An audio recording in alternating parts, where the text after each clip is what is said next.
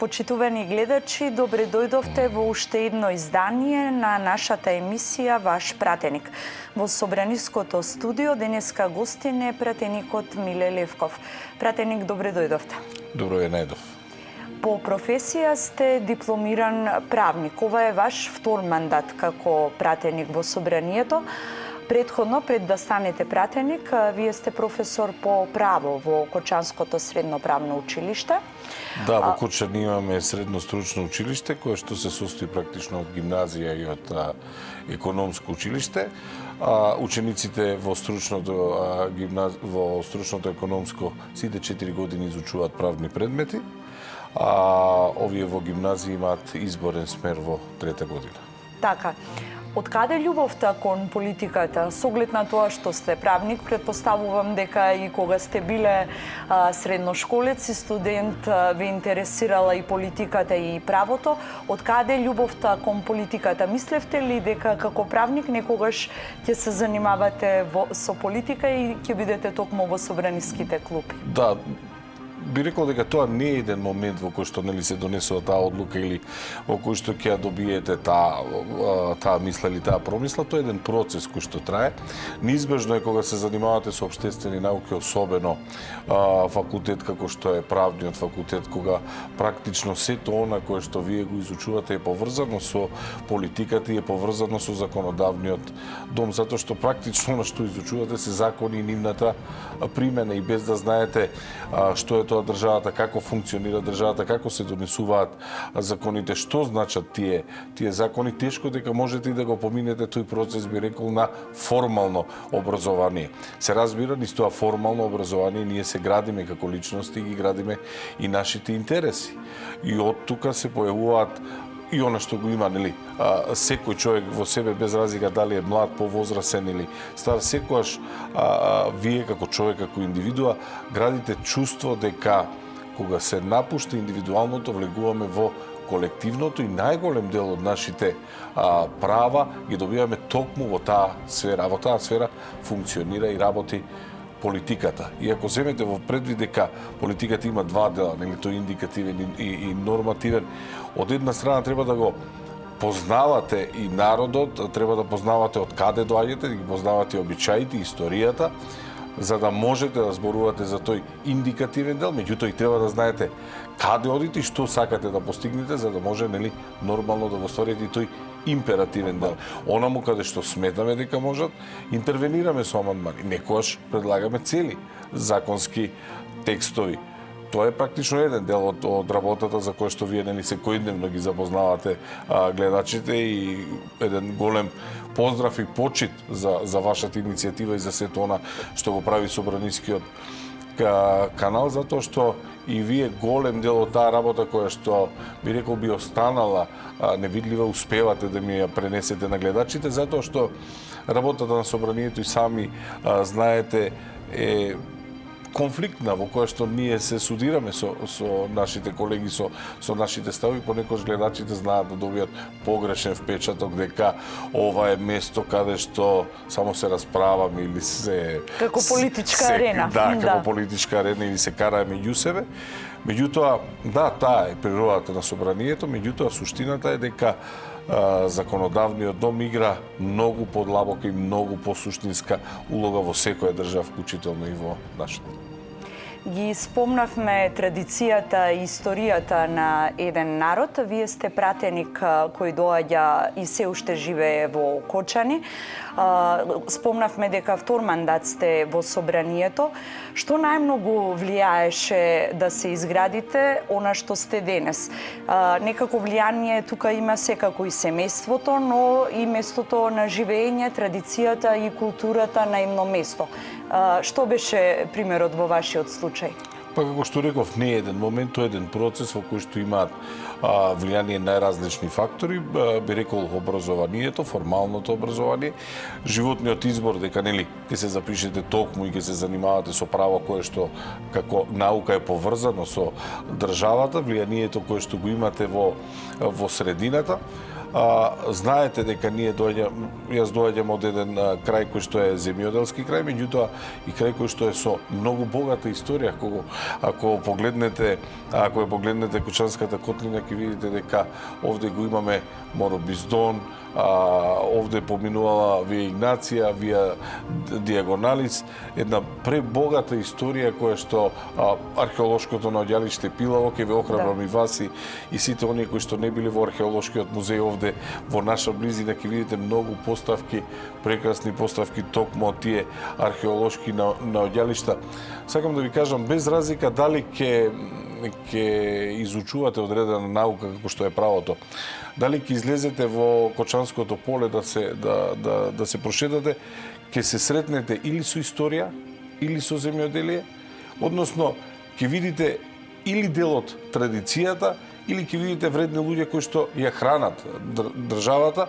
Сето тоа ве тера да размислувате како да се направи спој и како практично политиката и иднината да се градат врз база на одговорност. Затоа што денеска во ситуација на кога како општество, конзумерско општество, имаме секаков избор кога станува збор за конзуменски добра, меѓутоа имаме и секаков избор кога станува збор за политичка понуда.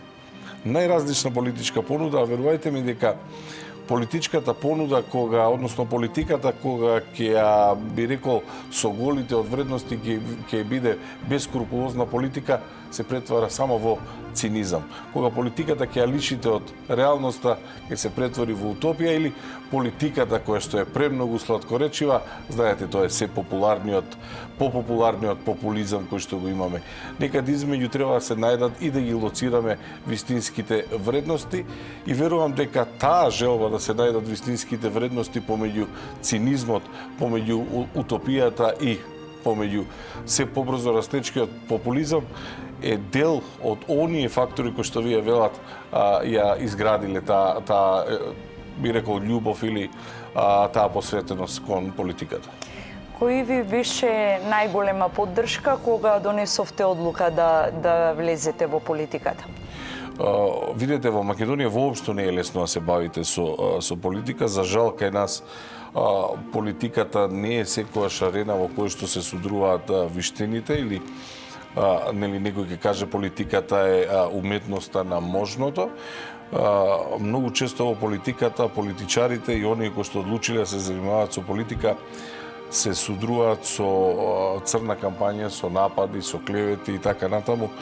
И голем дел од тежината која што ја има и ја носи политиката со себе паѓа врз семејствата и обкружувањата кои што се околу политичарот, така би било себично да не кажам дека голем дел од трпение и голем дел од разбирање мора да имаат најблиските кои што се тоа од семејството и секој им чести и им благодарам за тоа што се справувале успешно до сега со оние проблеми. Меѓутоа сметам дека во иднината барем идните генерации на политичари треба се помалку да го имаат тој проблем.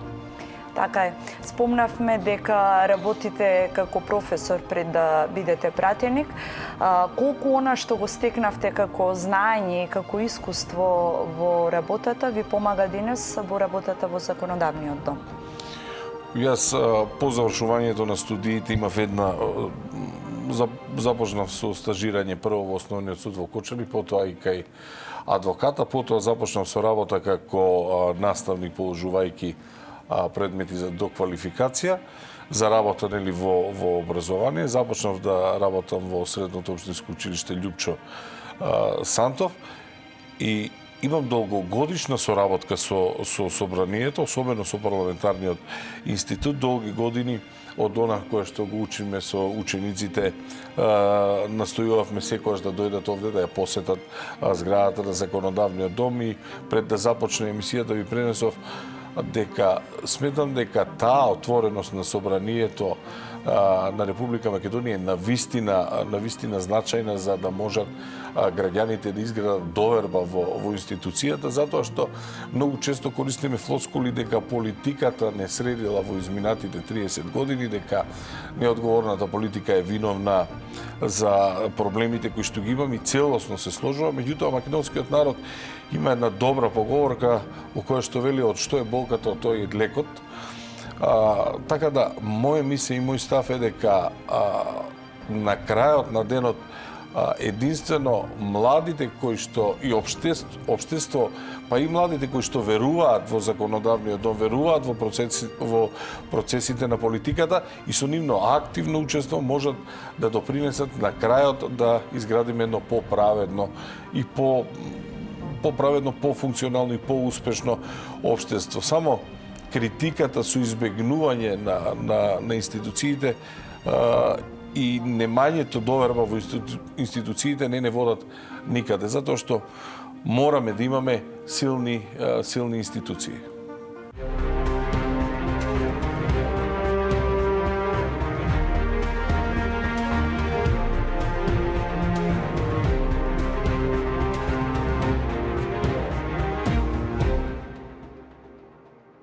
Како пратеник членувате во неколку собраниски комисии. Зашто најмногу дебатирате и зашто најмногу се залагате во дискусиите како член на овие работни тела? Веќе го зборуваме како за комисиите. Собранието работи и функционира во комисии. Да, член сум на повеќе работни тела, меѓутоа председател сум на комисијата за деловничко мандатно имунитетни, иако би требало да издвојам еден приоритет со кој што се занимавам, тоа е работата во комисијата за деловничко мандатно имунитетни прашања, со кој што се обидуваме да воведеме и да донесеме еден нов етички кодекс. Во соработка сме со ОПСЕ, ОДХР, NDI и конечно го финализиравме текстот. Во последната четврта рунда на евалуација на нашата држава од страна на ГРЕКО, ГРЕКО е група на земји за борба против корупција, од 9 препораки, 4 се однесуваат токму на Комисијата за деловничко мандатно имунитетни прашања и нашата работа е оценета позитивно и сметам дека е голем успех на работата на комисијата, која што практично е составена со пратеници од сите политички групи, така да тоа е успех кој што е успех на сите учесници, на сите пратеници, практично на сите политички субјекти кои што се во рамките на парламентот. Сметам дека навистина е потребно да се врати одговорноста, да се врати довербата, во таа насока се гради и самиот кодекс за етичко однесување. Нашето собрание постои еден етички кодекс, меѓутоа истиот беше прогласен за мртов и нефункционален, затоа влеговме во овој процес за донесување на еден нов етички кодекс. Ке ја потсетам дека овде постојат многу ограничувања од страна на различни правни акти кои што се донесени во државата. На прво место е уставот, затоа што постои една уставна одредба во која што вели дека пратеникот ќе го представува електоратот по свое сопствено убедување. Овде имаме најразлични закони, како што е законот за пратеници, како што е законот за спречување на судебни интереси и на корупција. Меѓутоа, ние успеавме да направиме едно правно креативно решение, користејќи го оној дел во деловникот, каде што на работните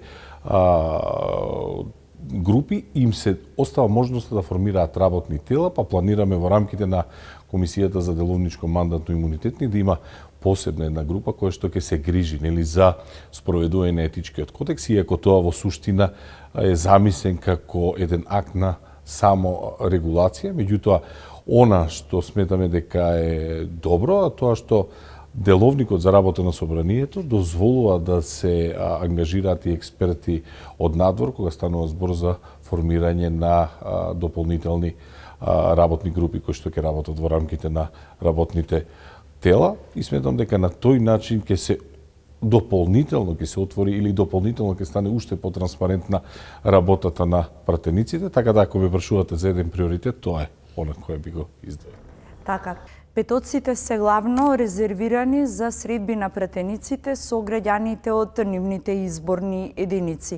Вие не само во петок, често пати сте меѓу вашите кочанчани, меѓу гласачите од третата изборна единица. Зашто најмногу разговарате на овие средби? Какви проблеми споделуваат гласачите со вас? Најпрви дозволете да ја поздравам самата таа иницијатива, тоа што собранието има отворено канцеларии за поддршка и за средба со граѓаните, еден многу важен, би рекол, институт според мене, затоа што таму можат граѓаните да дојдат да се сретнеме лично. За жал не секогаш петоците се слободни, па се доведуваме понекогаш во незгодни ситуации да се презакажуваме, меѓутоа да, во право сте, секојдневно се среќаваме. Она најчесто за кое што доаѓаат, секогаш е поврзано, зборувајќи со другите колеги, а правилото и кај мене е секогаш исто, секогаш е поврзано со поднебието од кое што потекнувате. Најмногу средби ќе имате за оризот, за сточарството во планинските села, имавме одредени средби. Постојат ситуации во кои што граѓаните, би рекол, недоволно ја познаваат и ја разграничуваат надлежноста на законодавната од локалната власт, па знаат да дојдат со некои проблеми кои што не се однесуваат на собранието и се поврзани, например, со водовод или со канализација како проблем на локалната самоуправа. Меѓутоа, и во тој момент ниту јас, верувам, ниту еден пратеник не ги оставил без соодветно насочување, без соодветна насока, а некогаш и тоа е значаен дел од помошта да добиете соодветна насока каде можете да се обратите. Значи, најразлични плејада од најразлични проблеми кои што се појавуваат, дел од нив успеваме да ги пренесеме овде и да ги преточиме во законско решение. Пример за тоа е она што успеавме би рекол, во овие два мандата, успеавме Оризот да стане стратешка култура. Оризот, кога започнал со својот мандат 2020, не беше стратешка култура. Успеавме да интервенираме во Законот за земјоделие и рурален развој и стана стратешка култура. И успеавме Оризот да стане, односно Оризовата арпа да стане еден од добрата со кој што работи Агенцијата за стокови резерви. Што значи тоа? Тоа практично значи дека Агенцијата за стокови резерви покрај основните добра, јачмен, пченица, лекови, сол, ќе откупува и ќе работи со Оризот, и тоа е една, би рекол, дополнителен механизам кој што може да ги регулира пазарните неправилности. Апсолутно тоа не е единствена мерка која што ќе допринесе и ќе го реши проблемот на оризопроизводителите. Тоа знаете дека сепак е сложен сегмент и останува на министерствата да предлагаат своји решенија, ние овде да ги прифатиме. Меѓутоа, еве, тоа е дел од она кое што било донесено како проблем во канцелариите, а успеале да го преточиме во законски текст. Постојат уште многу вакви мали, бројни, би рекол, интервенции каде што сме интервенирале со амандмани, меѓутоа постојат и некои проблеми кои што се уште не се решени. До крајот на вашиот мандат како пратеник во овој собраниски состав со мандат до 2026 година остануваат уште 2 години. Кога би сакале да извоите едно законско решение, еден предлог закон или ваша лична заложба по која ќе ве паметат граѓаните, што би било тоа?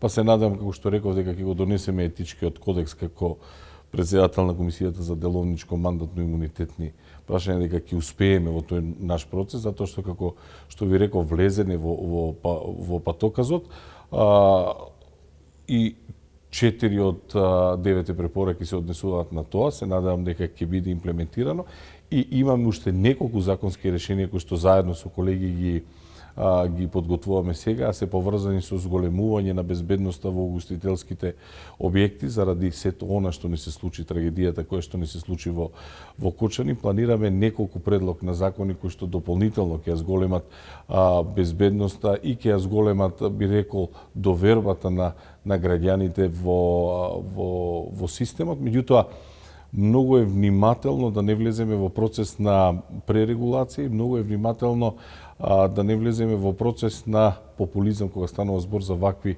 осетливи прашања кои што се извор и на, би рекол, и на голема болка, меѓутоа и на голема недоверба. Затоа работиме на неколку законски решенија и се надам дека истите ќе успееме да ги донесеме до крајот на мандатот.